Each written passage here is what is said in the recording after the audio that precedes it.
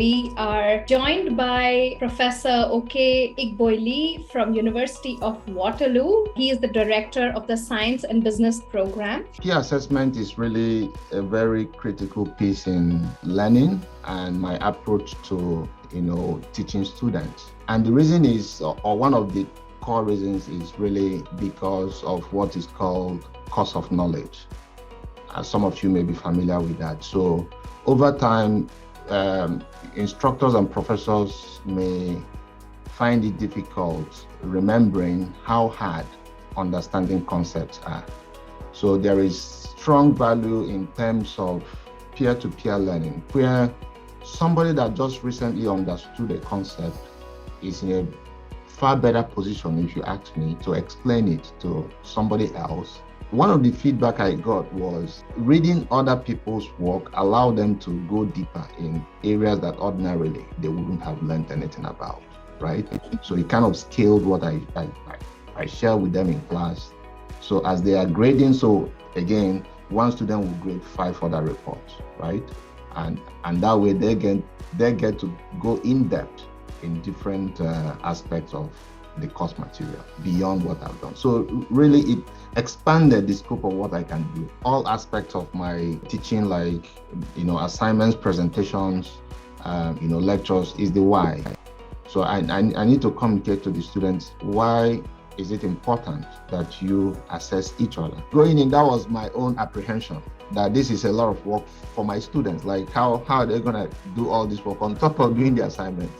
But the reverse was the case. They were like, okay, this was great. Like, interestingly, some of them have done some form of peer assessment before they came to my class. It was out of 200, I think 1 or 2 students gave me that feedback.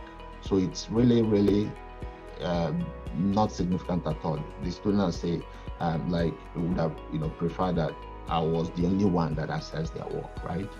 But overall, They found it very interesting, very engaging, and very constructive, that they were able to learn more beyond what I shared with them in the course of my lectures. The reality is that the TA gets overwhelmed, right? Compared to peer assessment, where 5 students will look at one report. And of course, the peer assessment, I believe, is more robust and superior, if you ask me, because you have wider set of eyes and brains looking at the same work and giving feedback. It's not like, okay, here is your project, go work on it. At the end of 12 weeks, you submit a business plan. They get these phase by phase. There are 3 phases required. So after 2 to 3 weeks, you submit. There's a week of assessment. They get the feedback, and they also do assessment on the feedback, the quality of the feedback that they got, and then some of the issues that may arise will be sorted out. That way, the product at the end is built on small improvements over time of, you missed this, okay, they go back and then correct that. And then over time, they come up with a far superior project.